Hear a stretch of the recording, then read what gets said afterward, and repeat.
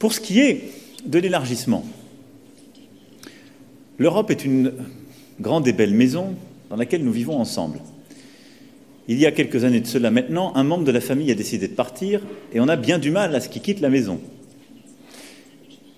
Et puis, on a parfois du mal à rénover la maison, à réparer la lumière, l'électricité. Et d'ailleurs, beaucoup de membres, quand on leur demande « est-ce que vous êtes prêts à investir pour réparer la lumière ou refaire la porte ?», vous disent « non, moi je n'investis pas dans cette maison, attention, pas plus de 1%. » Parfois, les mêmes vous disent « mais par contre, alors même qu'on ne sait pas comment on la quitte, ni comment on la rénove, on va inviter de nouveaux copains et de nouvelles copines. »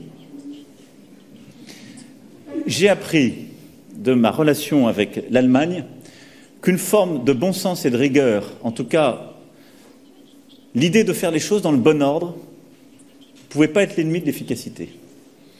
Et je ne peux pas m'empêcher de me dire qu'on ne les fait pas tout à fait dans le bon ordre.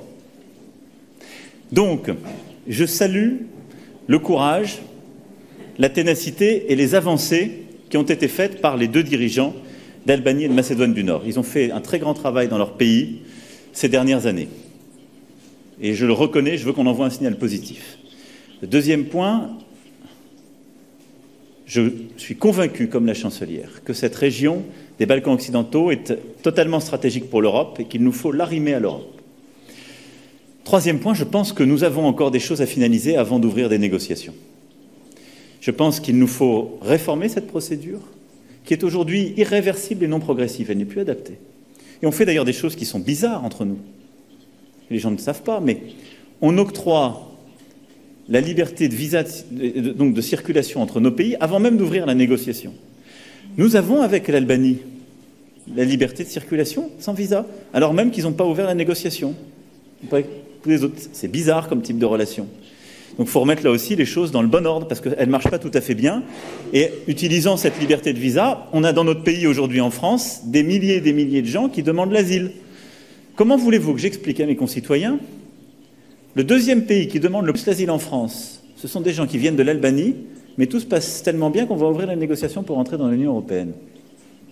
Quand je ne sais pas l'expliquer aux gens, c'est qu'il y a un problème. Et je ne sais pas l'expliquer aujourd'hui. Parce qu'on a fait les choses dans un ordre qui n'est pas le bon. Donc on doit nous-mêmes remettre les choses dans le bon ordre, avoir une approche qui est plus progressive, mieux ordonnée, qui peut d'ailleurs être, me semble-t-il, réversible. Le processus est crédible s'il peut être stoppé à tout moment. Et nous le voyons avec la Turquie en ce moment. Il y a des années, on a commencé, tout le monde l'a oublié, la négociation avec la Turquie. Pense-t-on aujourd'hui que la Turquie a vocation à rentrer dans l'Union européenne, à ouvrir un nouveau chapitre? Mais le processus, il n'est pas réversible. Il peut être totalement stoppé, mais il n'est pas réversible. Donc il faut moderniser cette procédure.